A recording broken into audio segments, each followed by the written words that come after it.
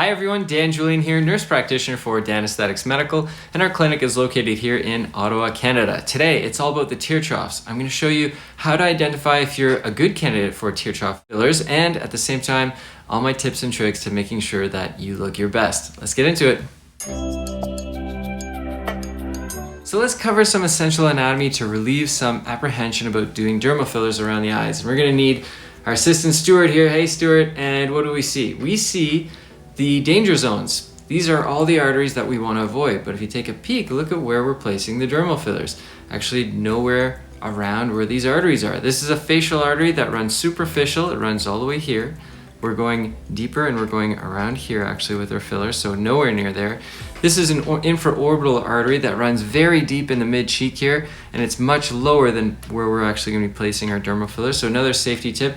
And all these three arteries are much higher. We're actually going nowhere near that high on the eye today.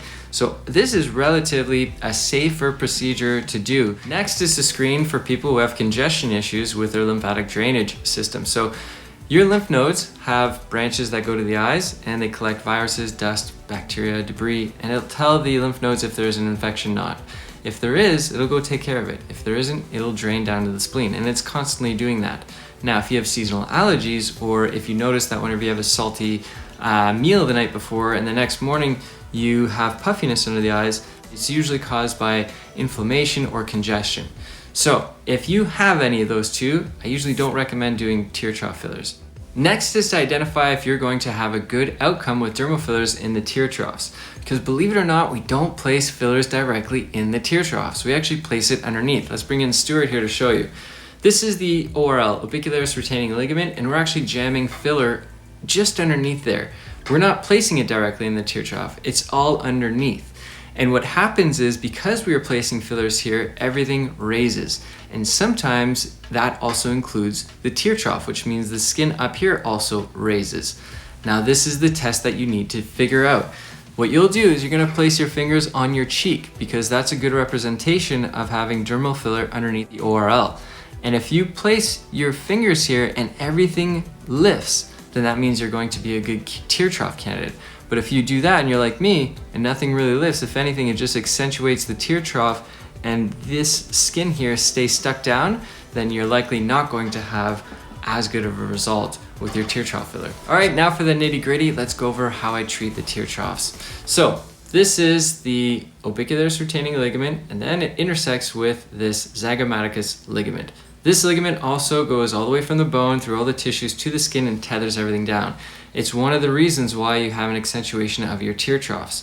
So this area is the best place to place most of my product for a couple of reasons. It's going to prop everything up at the midline, so it's going to treat a lot of your issues with your tear trough, and it's also further away from the medial aspect of the tear trough. This area is where most of your lymphatic drainage issues come from, so you definitely do not want to place all your filler here, otherwise you're going to have troubles later on. It might look good, but I guarantee they're going to call you back and say, I'm having issues with pooling of fluid over here.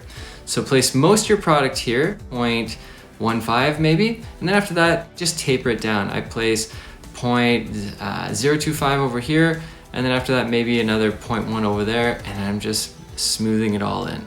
Now remember, when it comes to tear trough fillers, it is the trickiest area to do well, so the least amount of product possible is always ideal to avoid having complications in the future.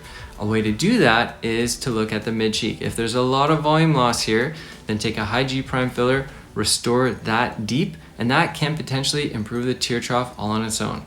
And if you still feel that it needs a little extra, then you can go ahead and place a little bit of tear trough filler, just as we mentioned, right at the right spots, and it's going to lift it, and it's going to cause you a lot less headaches in the future.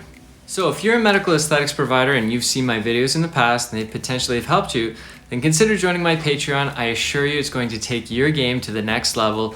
Until the next video, guys, take care of yourselves, exercise daily, and please be nice to absolutely everyone. Cheers!